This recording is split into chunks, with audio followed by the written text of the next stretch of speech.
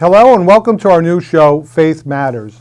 The idea behind this show originated from an episode of Hometown Happenings, where we asked three of our local leaders from our religious institutions to come in and speak about the impact of COVID on our community and on their congregations.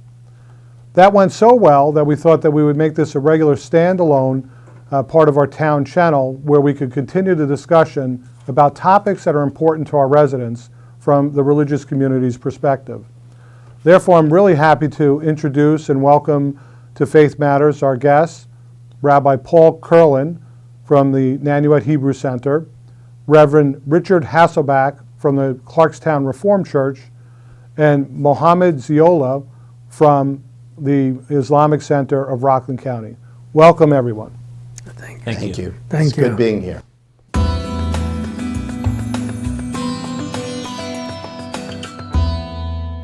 Our first topic for this show we thought is really a topic that's very important. There have been a number of incidents across our country where we're seeing a rise of intolerance and bias and hate crimes.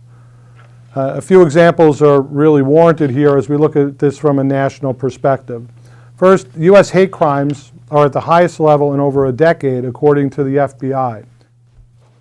In fact, hate crimes in 2019 were at a 10-year high, with 7,314 reported nationwide. Of these, 1,012 were religious in nature. According to a September 2020 Pew Research Center survey, 41% of people have reported that they've been bullied online. And unfortunately, out of that number, 19%, or nearly one-fifth of people that have been bullied online were bullied because of religious reasons and because of their religious perspective. Another recent study from 2019 shows that the cyberbullying among American teenagers, and this is especially disturbing, between the ages of 12 and 17, due to religion, is on the rise. A startling number of students reported that they had experienced cyberbullying in the past 30 days due, unfortunately, to their religion. The numbers really are anywhere from 15 to 36% of students of various religious affiliations report that they're experiencing cyberbullying on a regular basis within the past 30 days. And finally, a recent study conducted by the University of Washington offers that Muslims, Christians, and Jews all report growing numbers of incidents where they believe that they were targeted or bullied or discriminated against based upon their religion. So my first question to our religious leaders, to each of you, is what do you think that these surveys suggest? Do you think that there's a growing rise in discrimination based upon religion within our country? And why don't we start with Reverend Hasselbach? Interesting question, and what I'd like to do is distinguish between the real persecution that's going on around the world, a persecution of Christians in North Korea and China, in parts of the Islamic world, where fundamentalist Muslims are brutalizing their Christian neighbors, and what the Pope calls the polite persecution in the West, where the persecution doesn't so much take the form of violent hostility as intolerance by the largely secular and progressive dominant society. Intolerance of the views of Christians or certain Christians who base their beliefs in what they believe to be authentic biblical principles. And I think that's where you find real discrimination, although I wouldn't call it persecution, that takes the form of intolerance of, say, a high school coach who says a prayer after the game with his team. That happened I think it was in Washington State, and the coach was either suspended or fired, I forget which. Intolerance of the teacher who came along and found a young man at the end of a line, and he quoted the Gospel of Matthew, not by verse, but he said, well, the last will be first and the first will be last. The young man said, well, where'd you get that from? And the fellow who was a Gideon, the teacher, took out his little pocket Bible, his New Testament, and turned to the verse, showed the student, and loaned him the book. For that teacher was suspended for the year. And I believe the district said they wouldn't rehire him until he promised not to do anything like that again. So that intolerance of behavior that in an earlier age would have been protected constitutionally is, I think, on the rise. And the persecution abroad and the intolerance at home are in some ways connected, I think, because in the media, in elite circles, there is less of a compassion for the plight of Christians who are genuinely persecuted abroad, and so you hear so little about it. Even though churches are burned down, Christians are martyred, and there's no cry in the Western media or among political leaders that would demand a more just situation for those Christians abroad. So I think, yes, I think that at home there is intolerance, and it's a growing intolerance that is a real concern. So Rabbi Kurlan, is there a growing anti-Semitism and anti-Jewish bias within the country today? The answer is absolutely yes. The numbers are up from all of the groups that keep track of incidents like this. It's been an enormous rise in anti-Semitism. We know that there have been major national tragedies that took place in Charlottesville, where people say Jews will not replace us, and also the synagogue in Pittsburgh and Poway. There have been those kind of attacks that have come to everyone's attention, and it's quite frightening. It's quite fearful. I want to piggyback on what Reverend Rich said. I think that one of the things I want to add to what he said is that I think it's much easier for people to spew forth their hatred because there's more outlets for it, such as social media, and I think that ignites in other people's souls the desire to follow, goose step in line with those people. And very often I think we see a lot more us versus them through the media, through social media, through other things in which we need to take a stand. If I believe X, then the person who doesn't believe X must be shunned. And I've often said that my least favorite, as if I have a favorite four-letter word, but my least favorite four-letter word is the word they. They. And it's used in a very vulgar way, that you're not part of us. And that's what's happening not only in the Jewish world, but it's happening in the Muslim world. It's happening among American Asians who we see are being attacked just by being Asian. And so it's really a frightening situation we're going through right now.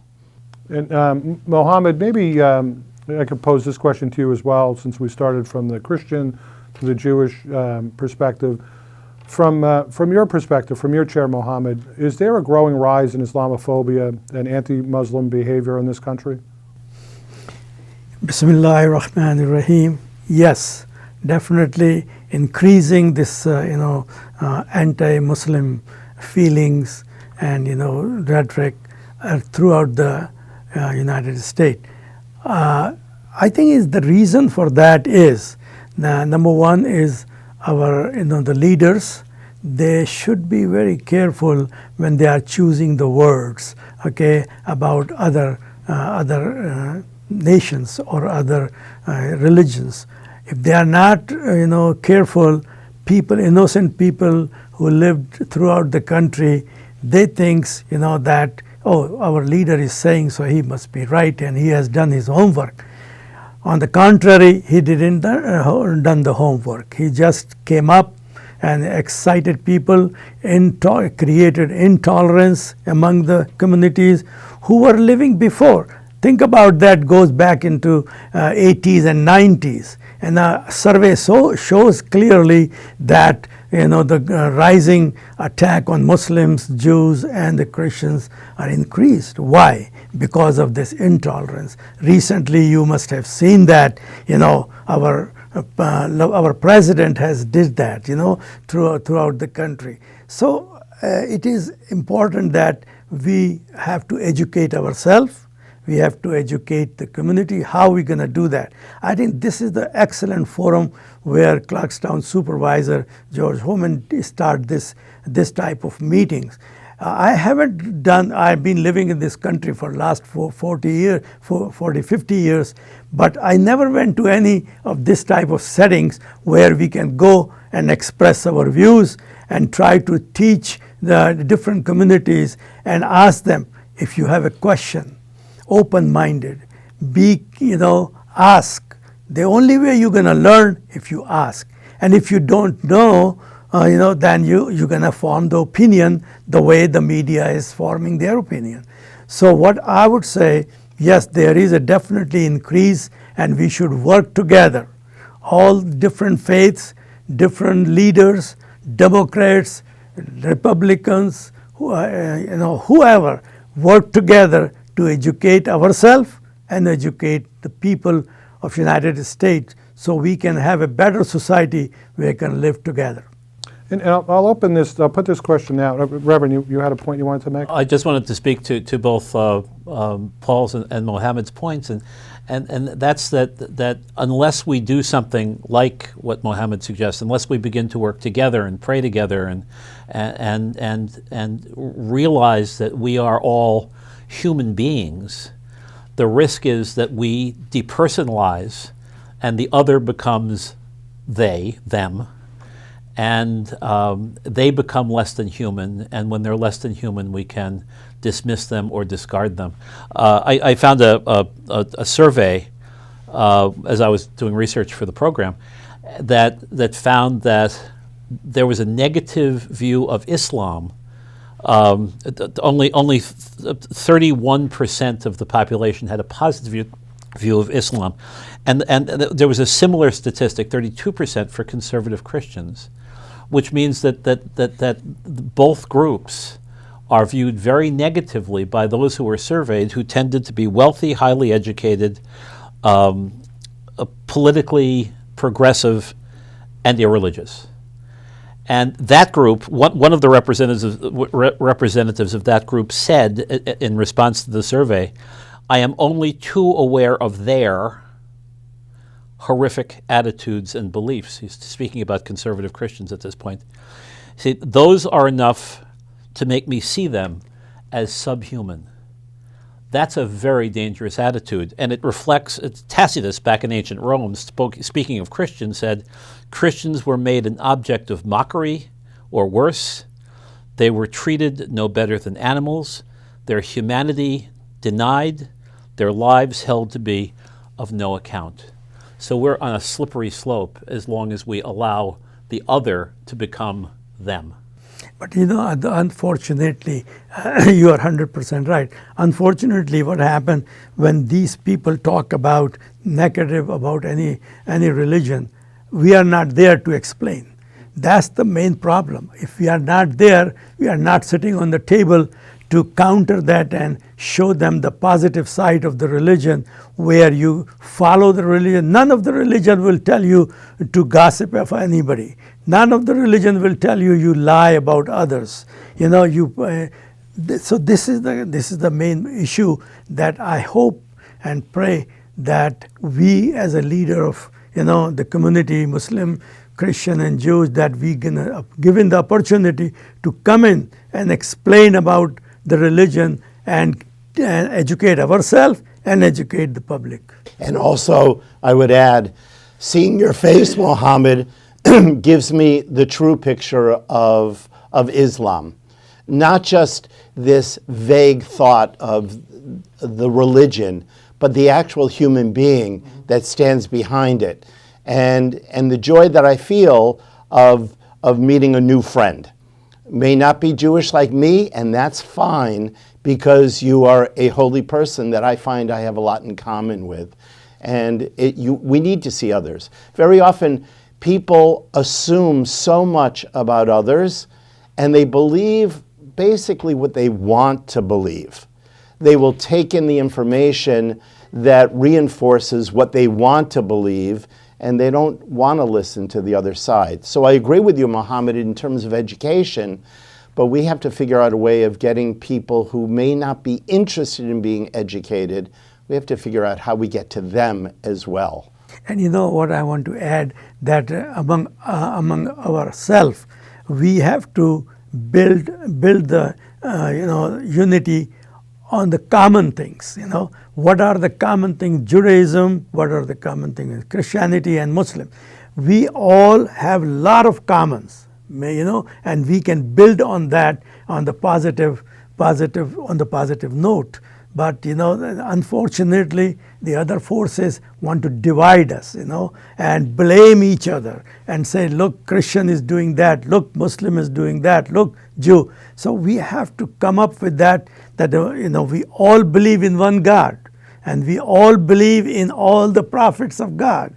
So their teaching is common teaching. There is any prophet is not telling you to lie, to bother your neighbors, to hate each other, to discriminate based on religion and other things.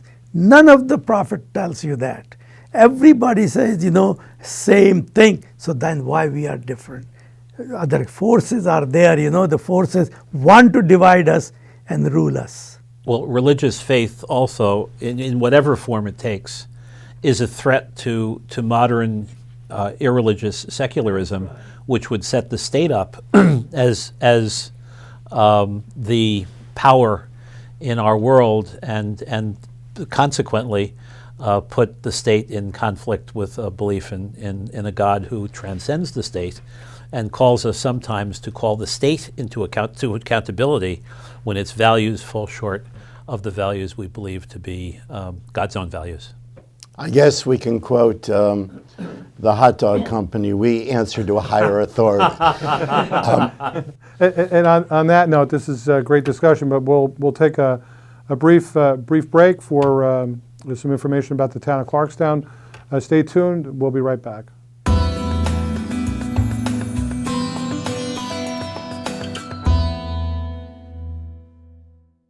Hi, I'm Elaine Applebaum, Superintendent of Recreation and Parks for the town of Clarkstown. The Recreation and Parks Department provides comprehensive programs and activities for our entire community, from preschoolers right through senior citizens. Whether it's spring, summer, winter, or fall, we have something for everyone all year long.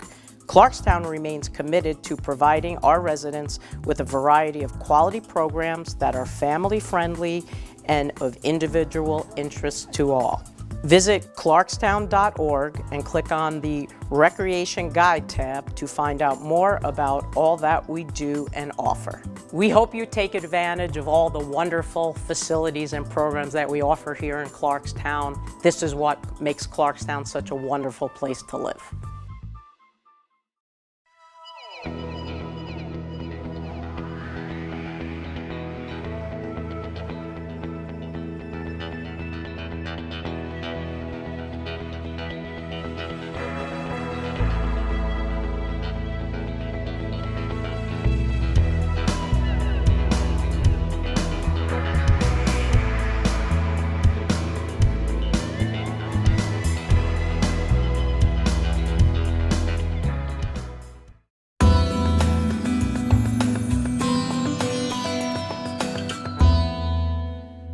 And welcome back. So we've talked about some of the national trends that we've seen from surveys and reports. My next question really to each of our panelists is, are you seeing this locally? And what are your congregants reporting to you? Let me jump into this, that we are here in Clarkstown on Mountain View Avenue. We started the mosque back in 2008. And I really give the credit to Clarkstown administration, whoever they are. Right now is George is there as a supervisor. That this in town, I haven't seen any attack on the Muslims in the Islamic Center. congregants didn't report anything that we have any bullying in the area. But so what we have to look into that, what the Clarkstown administration is doing right. And I think the same, on the same principles, other towns, other communities, other governments should look into that and bring the community together. And this is a really good sign that in Clarkstown we don't have this type of behavior. We haven't noticed that. Maybe there are some, but we haven't noticed that, and our congregants didn't report to us that they've been bullying or they've been calling names or anything like that. I want to totally agree with you. I put it simply, Clarkstown cares, and it comes through to each of our communities that we're not being ignored. If there are any incidents, and on occasion there is an incident here or there, but thank God once again, there aren't overwhelming incidents. So my congregants don't come forward, either daily or even weekly or even monthly. They don't come forward with something that had happened to them. I do know that online, once again, there can be some very derogatory comments made on social media, and we do have our Jewish Federation that tries to monitor that to make sure it doesn't get out of control. But overwhelmingly, we feel very safe and very cared for by being part of Clarkstown. And I totally agree with you, Mohammed. I think that we are really blessed by this community, and others can learn from us. And I will agree with both of you that, I mean, in some ways there's good news and there's bad news from a Christian perspective. Our church has been serving the Clarkstown area since 1750, although I haven't been there that long. And we have very wonderful relations with our neighbors. We have dinners every now and then for the entire community, and we get a lovely response. George often comes and cooks with us, actually. We have the Clarkstown Cares police initiative that shows very visibly that the community cares about the safety of its religious residents of whatever tradition. So the good news is we haven't experienced overt or, to my knowledge, even covert discrimination. The bad news is that maybe we're not challenging enough because our Christianity has become tame.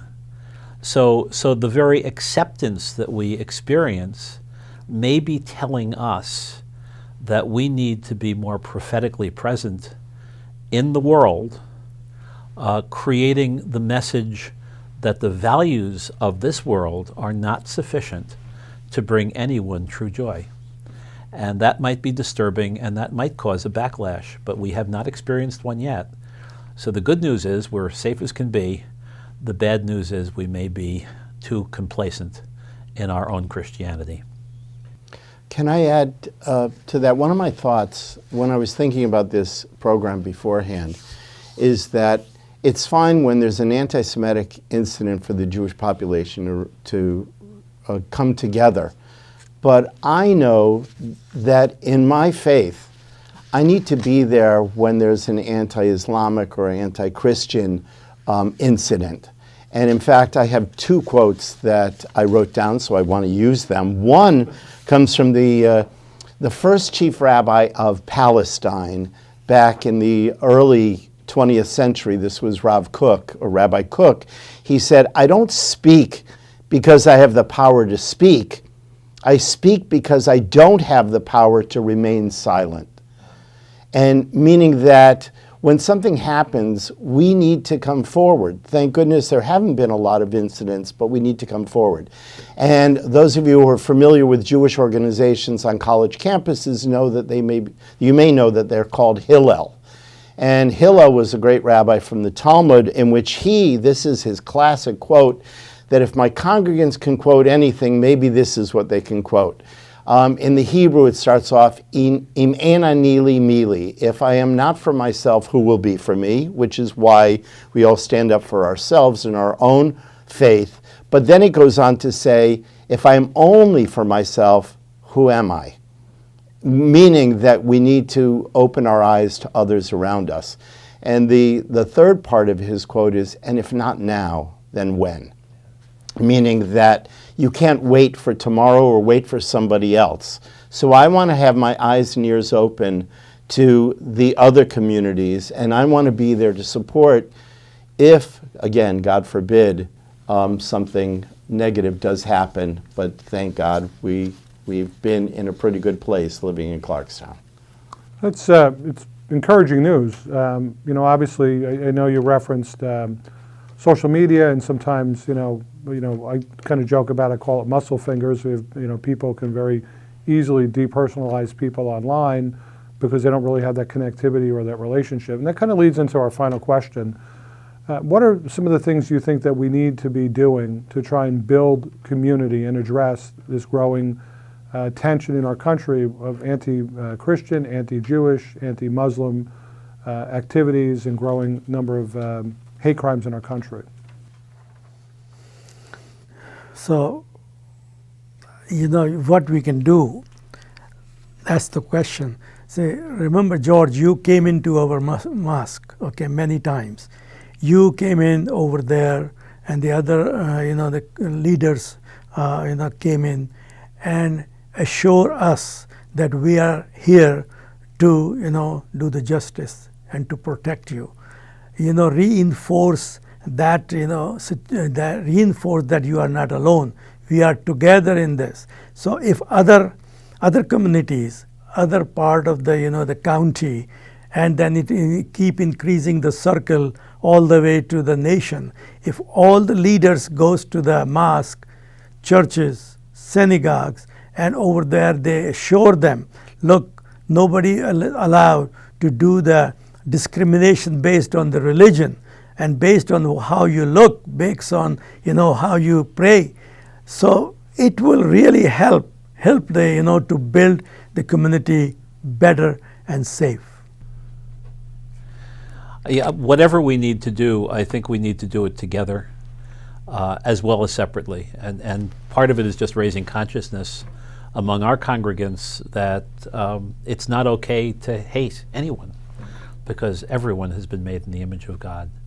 But it's also, I think, important to do things together, to pray together, to act in the benefit and the best interests of the larger community together, and together to help younger people, because you'll notice that aside from George, who has the benefit of greater youth than the rest of us, we all have a lot of gray hair in our heads. And if we're going to bring another generation of believers into a tolerant faith, we need to show them what that tolerant faith looks like. And if we abandon the school-age kids to the vicissitudes of life in the school, where they're not getting anything in terms of a religious education, then shame on us.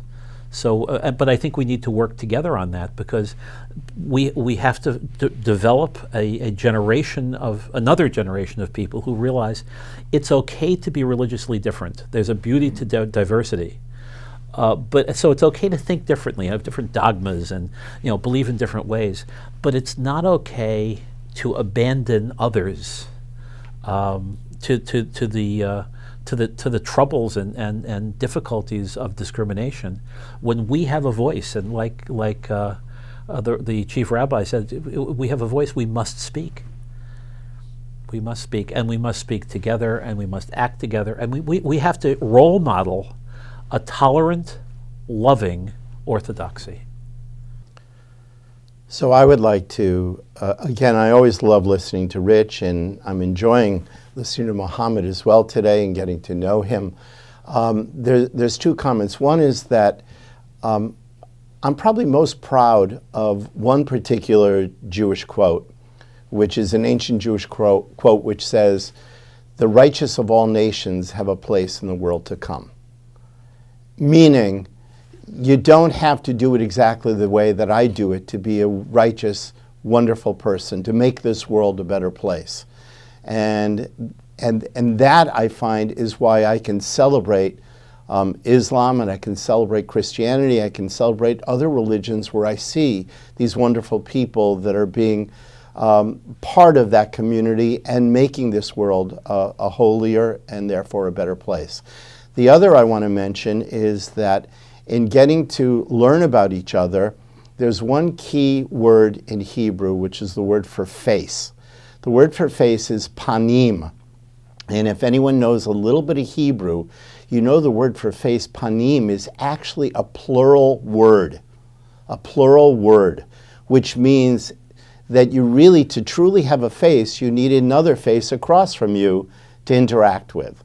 And I believe that we need more opportunities to have those other faces across from us to interact with. To invite Mohammed or others to come and even speak in my synagogue, or maybe have the opportunity to speak in his community. And certainly, I told Rich a long time ago that I want to sit in the pews and listen to him talk, because so much I enjoy listening to him. Anyway, but we need more of that. And I think that panim, that face across from another face, is what's really imperative. I think that's a great way to kind of bring this segment to a close. Really very powerful discussion that took place today. And how we're going to conclude this show each time is we're going to turn to each of our panelists, and we're going to offer them an opportunity, 1 minute approximately, to offer a motivational message or a motivational minute to our residents. So we'll start off with Rabbi Kurlan, and we'll go to Reverend Hasselback and then Mohammed. So I wrote down what I wanted to say, and let me read it from my paper. The ancient rabbis taught that we only become human when we raise ourselves above our animal instincts and truly see others around us. We live in a web of relationships with other human beings. That includes strangers as well. And we're reminded to see what all of these fellow humans need from us. Rabbi Harold Kushner tells a beautiful story about a little boy who came home extremely late from school. And when he arrived, his parents began yelling at him, "Where were you? We were so worried." And the boy explained, "My friend got a brand new bicycle, and he was so excited. And on the way home, he hit a tree, and the bicycle broke. I stayed with him to help." The parents were still upset, and they replied, "How can you help him? You don't know anything about fixing a bicycle." And the boy responded, "I didn't stay with him to help him fix the bicycle. I stayed with him to help him cry." Now, simply put, again, we become human when we stay to help each other cry. And until then, too often, we do damage to others without even knowing what we are doing, and we claim innocence all the time. I believe that Judaism teaches that we must do better, and we must stay, and we must help others when their bicycles break. Thank you. Mohammed? I would like to, say in 1 minute about our Prophet, Muhammad, peace be upon him, teaches us.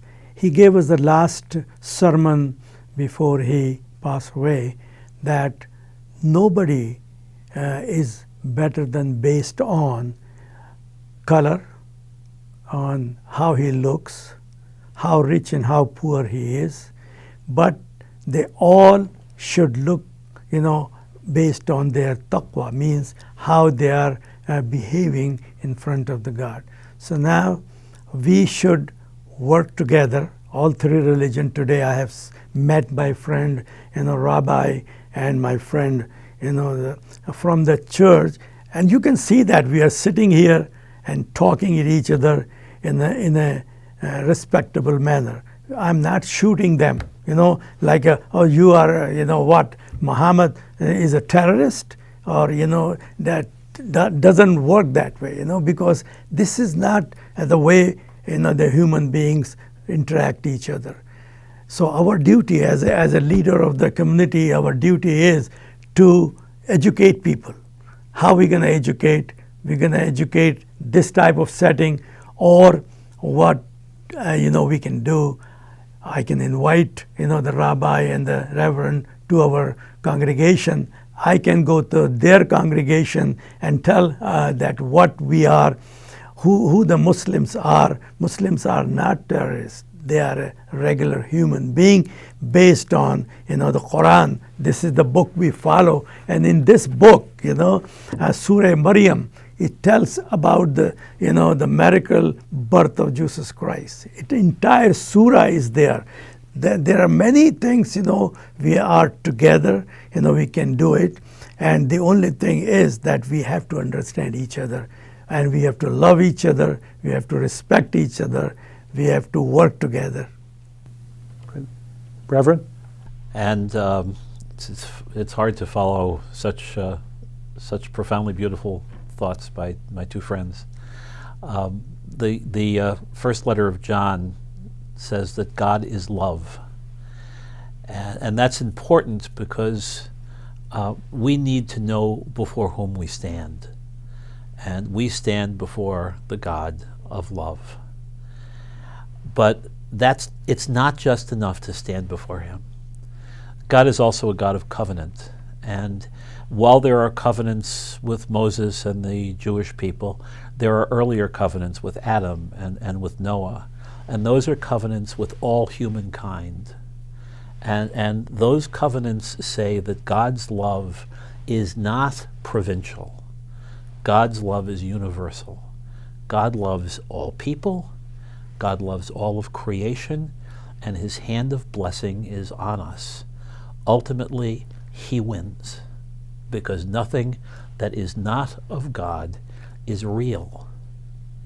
And our own reality rests in the fact that we have been made in God's image and likeness. That within us, which is like God, endures as God endures. And if any of us need to know where to find that image, we need to find our loving moments. Those moments are eternal. Those moments will never be lost to us. Those moments live in the heart of God, and that is our eternity. To the extent that we are loving, to the extent that we put aside our own selfishness and self-interest, to the extent that we put aside our own provincial thinking of us and them, to the extent that we find that the face of the other is the face of God, that is the extent to which we resemble the image of the one who made us. I want to thank each of you for being such wonderful guests, and I want to thank you for your motivational minutes. We will continue this series going forward as Faith Matters. And again, really wonderful thoughts and a great way in which we could present common themes and really discuss some interesting and sometimes difficult issues facing our country, and a lot of refreshing insights shared today. So again, thank you to Rabbi Kurlan, thank you to Mohammed Ziula, and thank you to Reverend Richard Hasselback for being members of this panel, part of this program, and for sharing your thoughts and insights. Until next time, I'm Supervisor George Homan, and thanks for joining us.